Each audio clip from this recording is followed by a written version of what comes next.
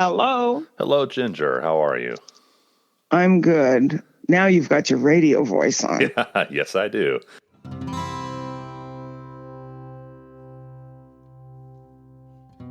Hello, everyone. My name is Jared Altick, and I'm a chaplain with the police department. The Hey Chaplain podcast brings you stories and wisdom about life and law enforcement, giving support and encouragement to those who wear the badge. Today, I get to talk to Ginger Passarelli. Ginger is the executive director and founder of the Soup Ladies, a nonprofit that feeds first responders during crisis situations in the Pacific Northwest and around the country. She's also a trained chaplain with 2 police departments and 2 fire departments in the Seattle area. In my conversation with her today, Ginger explains how this extraordinary ministry got started and what it looks like when they take food and love to police and firefighters in extreme scenarios, including fires, search and rescue, line of duty deaths, and Antifa riots. Make sure you note her rare combination of talent, experience, and loving devotion to first responders. And listen to what she says it takes to start an amazing program like this in your city. Here's Ginger Passarelli. Ginger, I'm glad to have you on the show today. How are you? I'm great. And thank you for having me on the show. I'm very excited to talk to you and hopefully spread this mission of serving love and food to first responders. That's really a passion I have. Yeah, we tried to do this a few different times. This is actually attempt number 3. The first time, Yes. right before I called you, I was paged out to a traffic fatality. And then the second time, right before I was going to call you, you called me. And what happened this week, just in brief? We had a 3-alarm fire, and there's crews on it still. So it's the 3rd day of the fire. Oh, wow. Wow. Yeah. So it was a big one. This is what happens when 2 chaplains are trying to communicate with each other. We're always getting called out to stuff. That happens. That's correct. That's correct. I know. Well, let me ask about your background. What did you do before the Soup Ladies? Well, I was a mom. I was a print broker.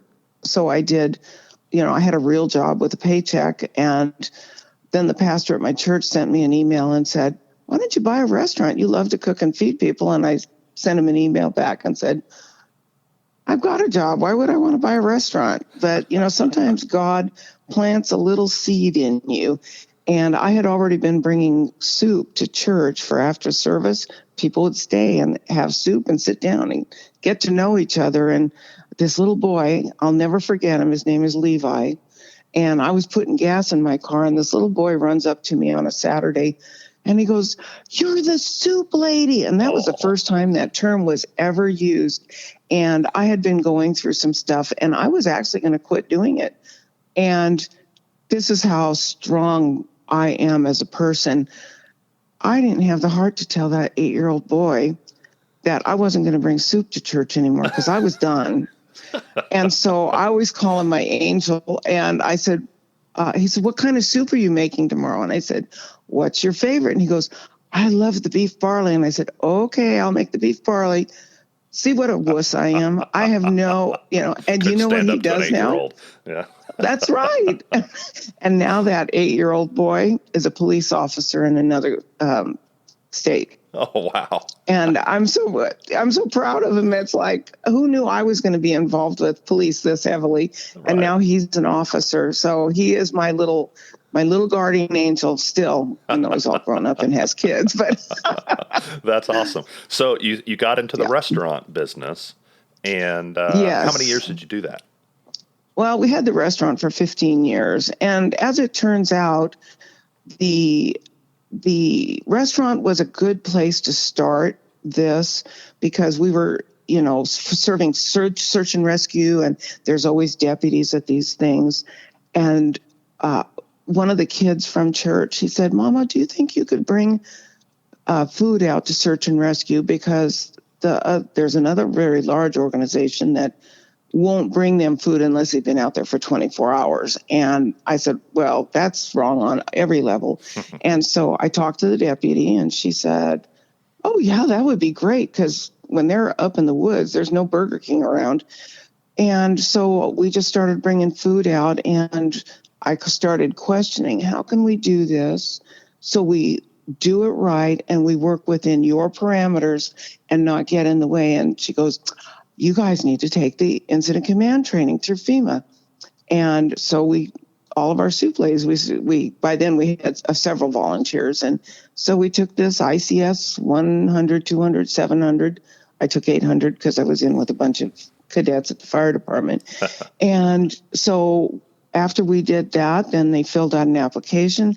They backgrounded us and gave us each a credential. So we each have our own DEM number, and we are registered with Washington State as emergency workers. Oh, wow. So every time we deploy, we are covered from the time we leave our house till the time we get home. And we work with every agency, because every agency is under that Washington State Emergency Management. Okay. What does a deployment of the soup ladies look like? I mean, from start to finish, how does it typically roll out? Okay, so it depends on when we're called. Normally we don't go out in the middle of the night, but there are occasions that we do. But most of the time they'll call, like at 4 a.m. and say, we've got, 85 people that have been out in the woods looking for somebody lost. And they know that breakfast takes a little bit longer. And so they'll call me at 4, because I always tell them, we don't leave before 6 a.m. We don't go out after 9 p.m. Okay. And so they call me at 4, so I'll have breakfast done by 6. And then I can leave. And so, but I love them so much. I would do anything for them. So we cook. Other times, like if we get called out to a barricaded subject or a SWAT call out or whatever, whoever will call me, whoever's in command will call me and say, we need soup ladies. We've got 120 people here.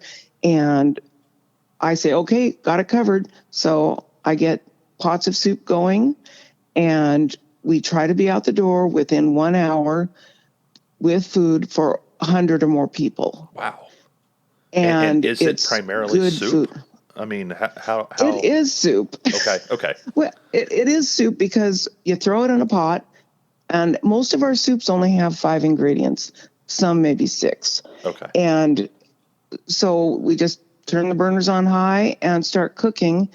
And usually by the time the page goes out, people call me, say, meet me at blah, blah, blah.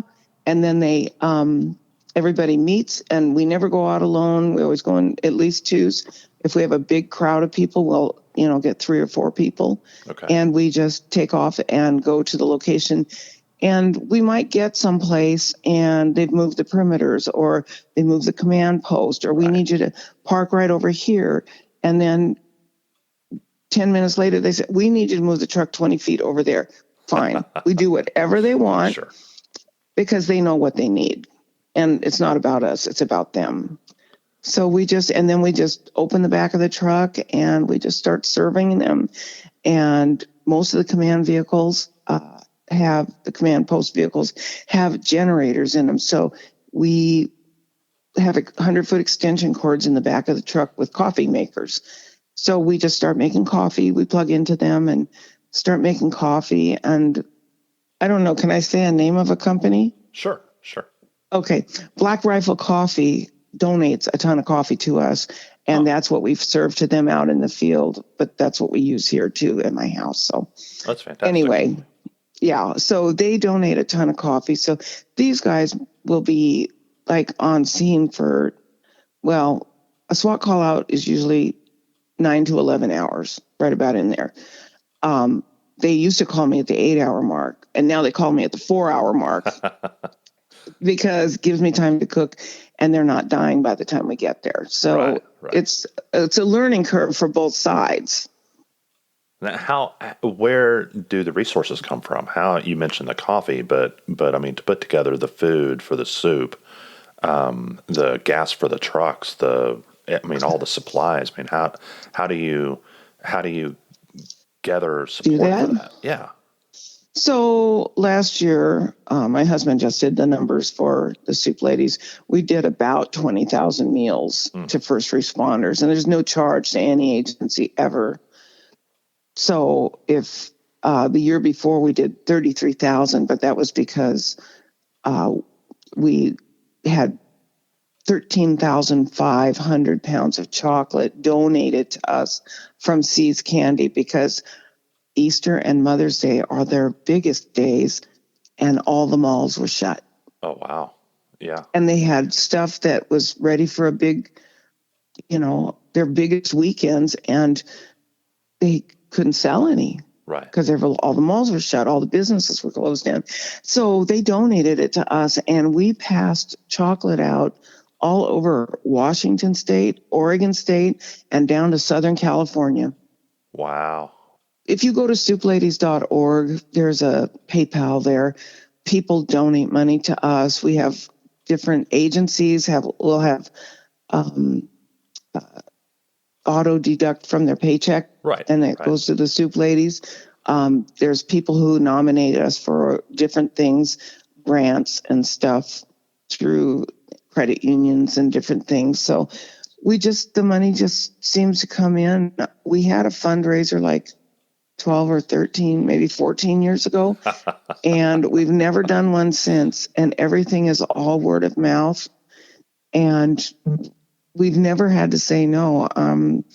The Lord has very much blessed our organization. That's amazing. Very much. And we don't have to worry about if we go on a deployment and we have to spend, a certain amount of money, if we have to spend $10,000 or $20,000 to get the job done, that's what we do.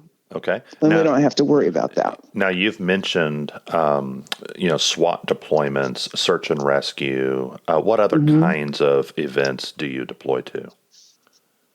Well, we work with other agencies around the country, and we've been called out to other things. In Washington, we were at the Osa mudslide that just a giant hillside came down, and it was like 70 feet deep of mud that wiped out a whole neighborhood. Oh, wow. And so we were up there for 16 days.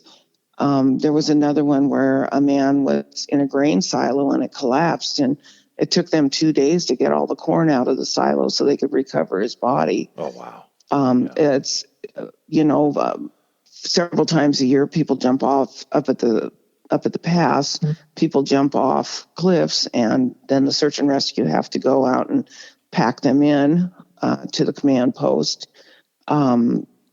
So we get called to all kinds of, if it's a disaster or some sort of tragedy. We did get called down. They just celebrated, or not celebrated, 2 years ago that El Paso had somebody go into a Walmart and just start shooting the place up. Yeah. And so we got deployed down there for that. And we had people on the ground down there that found a kitchen for us to cook in. And we don't let people know when we're deployed somewhere. Sure. But we will say something after we get done and we get home. Sure. Because we don't want people showing up, and say, oh, here, I've got a turkey I've had in my freezer for 2 years. Do you want it? And it's like, no, no, thank you. And one little turkey isn't going to make that much difference. We were downtown Seattle for the riots, and we set up a field kitchen at the West Precinct in Seattle, and we were cooking about 1,000 meals a day for all of the officers that were dealing with the rioters. And we were there for probably about 2.5 weeks. And on one day we got rushed out of town. The guys put us in our trucks, and we had 2 trucks parked in front of the precinct, and they're pink. And they're going, no, you got to go. We got to get you out of here. Go, go, go. And so they told us, call me when you get on the freeway. And so I did. And we missed Antifa by 3 minutes. Oh, wow. But if they'd seen our pink trucks that say serving love and food to first responders, they would have blown them up. Yeah. Yeah. So. Wow. And I've actually had threats. So who threatens a grandmother of 10, really? I'm such a threat. Really? The wisdom of feeding somebody to show them love and support. I mean, I feel like that's something that maybe every mother and every grandmother just knows intuitively. But can you talk to me about how feeding first responders fits in with chaplaincy? I've been a chaplain for 14 years, and that has been going hand in hand with soup ladies. Yeah. And now we have 6 soup ladies that are actually chaplains now. Oh, that's gone fantastic. through a lot of training. So, and we have found that to be very helpful. Right. The family dinner table is an altar. That is where people grow strong families. So what we are doing out in the field with police officers, firefighters, when they come up and they get a bowl of soup, and it isn't like we put it across on a countertop and let them come and grab it. We have somebody standing out front there in front of the table and hand every single bowl of soup out if we can, and do an eye check. And you can tell, when somebody's not doing good. And that's when you grab their bread and say, I'll carry this for you. And you walk off in a little corner there and, or walk where nobody can hear you and say, how are you holding up today? Is there anything I can do for you? Do you need something?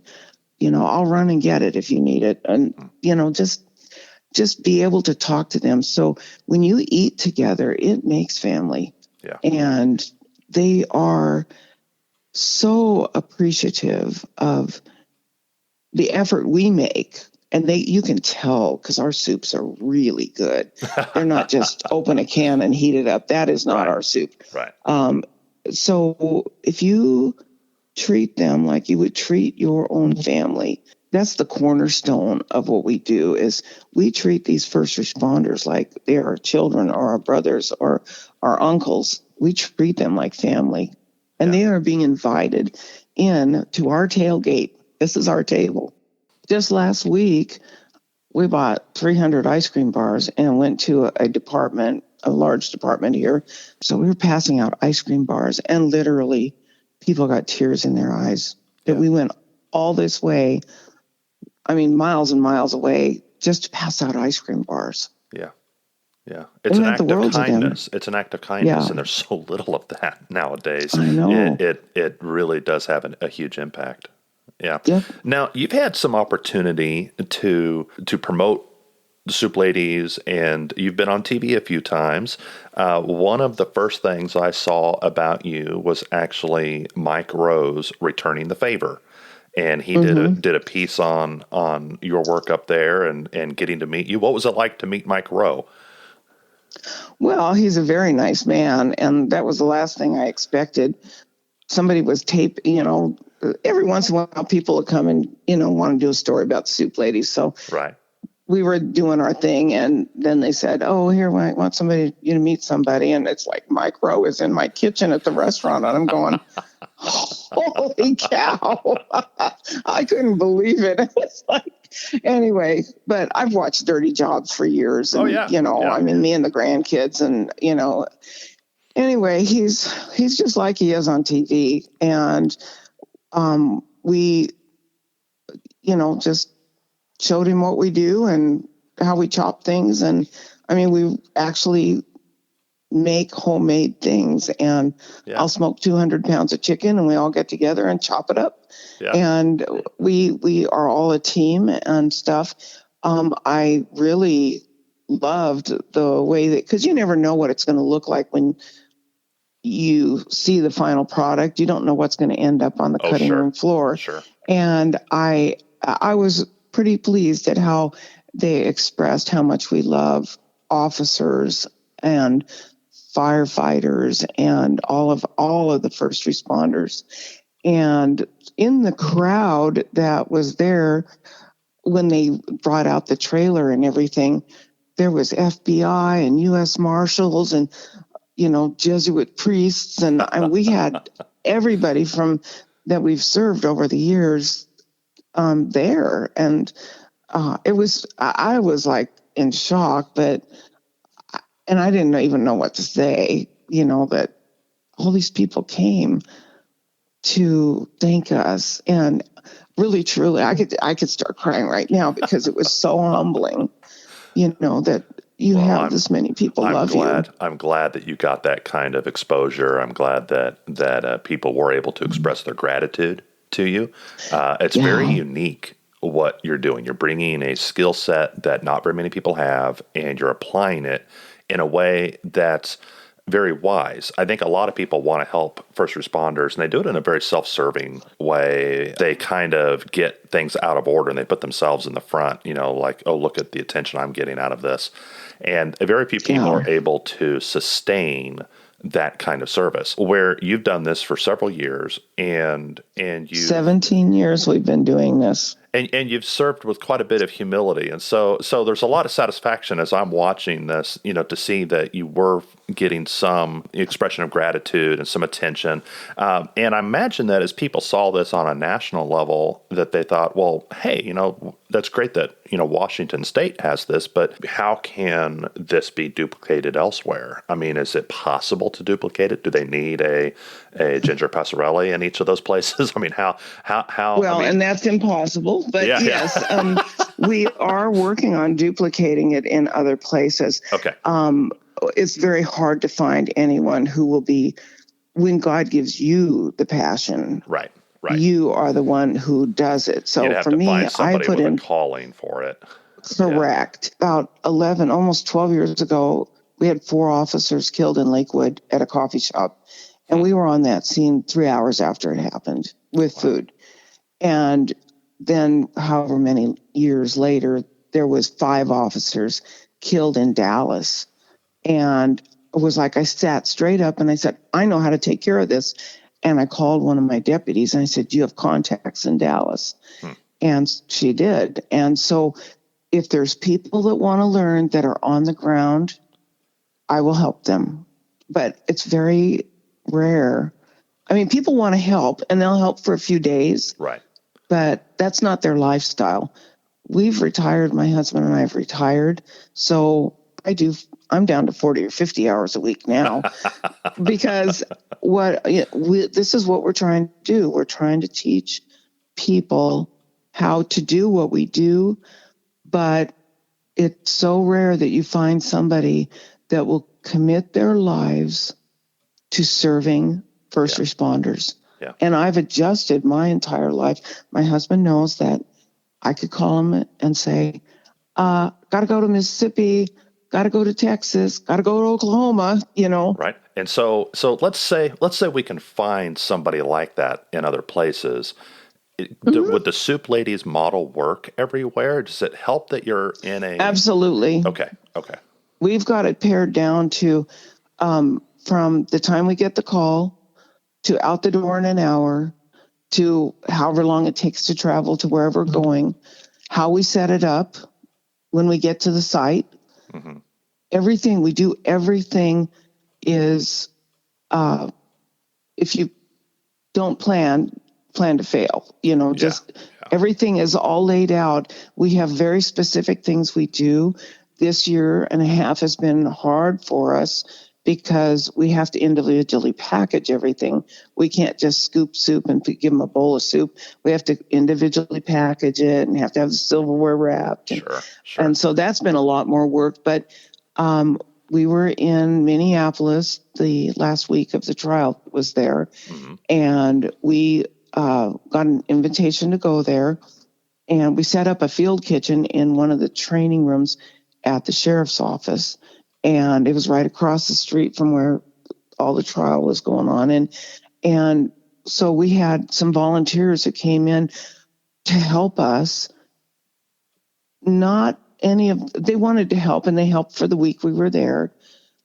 But we have stored our stuff there. We have equipment that we stored there because we'll be going back because there's other things coming up. Sure. And so we will go back there, and hopefully there's, you'll get that one or two that you see that look in their eye that's like, this is awesome way to serve our first responders. And if people show an interest, I will bend over backwards. I will teach them what I know because it's not rocket science. Sure. We're putting stuff in a pot, heat it up, and give it to people. Right. Having that key person is probably essential, but then the actual procedures are very easily replicated. We need to get in places with food so that when we serve that and we look everybody in the eye, that we have a sensitivity that the Holy Spirit gives us. That's God's love, is that comes out of your pores. And when you hug someone, that you leave an imprint on their heart. Yeah. Ginger, thank you for the love that you have for first responders. Thank you for the years of service that you've committed. And thank you for telling us about it. So thank you very much. I appreciate it. I'm very honored. Thank you. Thank you so much. Ginger, who sometimes goes by Mama Passarelli, is a rare and special individual. She has a passion and a calling to do this work, but also has the talent and skill to do it in a professional way. Law enforcement especially is a tough crowd, and it's hard to earn their trust. But the Soup Ladies prove that a small group of dedicated and trained individuals can help those who serve our communities. Are you one of those people? Maybe you ran a restaurant or managed a team in a high-stress environment, and it may not have occurred to you that those skills would translate over to volunteering in a way that supports first responders. Remember, you can't force your way in. Your civilian resume may not earn you 1 ounce of trust at the start. But if you build up a long track record of giving and serving without selfish motives, you can begin to make a real difference. My prayer is that dedicated and talented individuals will be inspired by the Soup Ladies to find new and innovative ways to serve, that they will go through the proper channels and get the appropriate training, and that they will show God's love to those who serve. I want to give a special thank you to the listeners from South Africa. I've seen a wave of downloads from your country. In fact, right now, South Africa is second only behind the United States in downloads of this podcast. I've said a prayer for protection for your police and your chaplains as they serve your communities. May they bring justice and peace wherever they go. If you like what you heard here, please share this episode with a cop or someone who loves a cop. On the next episode of Hey Chaplain. There came a moment where I'm like, I'm actually going to get this. This is, Yeah. So it was a shock to me, but then it was letting the family know, like, hey, how do you guys feel about this? Like, this may actually happen. This is a once in a lifetime opportunity. And how do, what does this look like for us? That the ambitious and selfish side of me was like, I'm not passing this up, Right. and so I really did pray about it. I prayed quite a bit and sought the advice and wisdom of men who are older than me, who've gone through these journeys before.